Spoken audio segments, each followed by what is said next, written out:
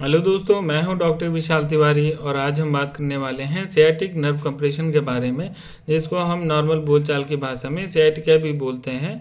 Sciatica क्या है, क्या इसके लक्षण हैं और क्या इसके उपचार हैं, आज हम इसके बारे में विस्तार से चर्चा करेंगे।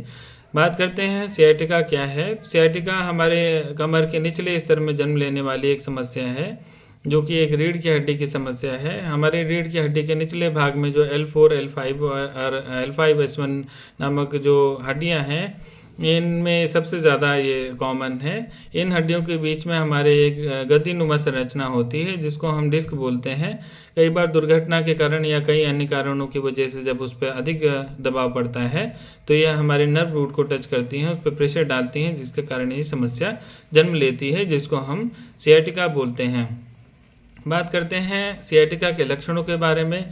शुरुआत में यह नॉर्मल एक कमर दर्द के जैसे एहसास होता है, जिसमें कमर में दर्द के साथ में अकड़न रह सकती है, लेकिन जैसे जैसे हमारी समस्या बढ़ती है, प्रोग्रेस करती है, उसके साथ में ही इसके लक्षण में भी वृद्धि होने लगती है। और ये दर्द बटक रीजन से होते हुए, थाई से होते हुए हमारे तलवों तक भी जा सकता है।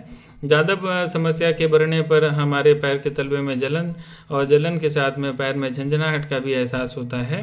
और इसके साथ में हम चलने फिरने में भी असमर्थ होते हैं। जब हम एक जगह पर ज़्यादा देर खड़े रहते हैं या बैठते हैं तो ये दर्द बढ़ने लगता है, और लेटने के साथ में ये दर्द अपने आप ही कम हो जाता है। जब पेशेंट हमारे पास में आता है तो हम लोग उसका क्लिनिकली एग्जामिन उसको करते हैं, फिजिकली एग्जामिन करते हैं।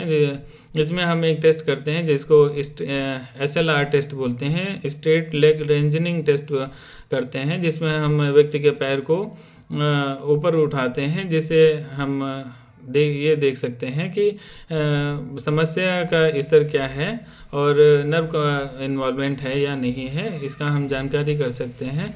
अगर हम दूसरे प्रकार की बात करें तो हम एक्सरे और CT स्कैन और MRI के द्वारा हम इसको बहुत ही अच्छे प्रकार से जान सकते हैं।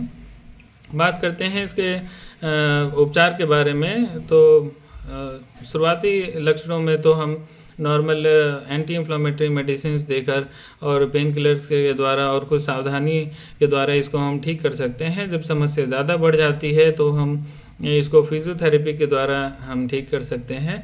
लेकिन एक एडवांस स्तर पर जब ये समस्या पहुंच जाती है और कंप्रेशन बहुत ज़्यादा हो जाता है, नर्व बहुत ज़्यादा प्रेशर में आती है और बहुत ज़्यादा समस्या होती है, तो हमें उसमें ऑपरेशन की सलाह दी जाती है। ऑपरेशन के पश्चात पेशेंट नॉर्मल रूटीन में आ जाता है। इसमें कोई ख़ास समस्या नहीं होती है, लेकिन हमें यह प्रयास करना चाहिए कि ऑपरेशन के बगैर ही इसको ठीक किया जा सके।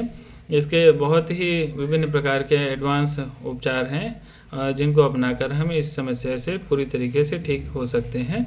धन्यवाद।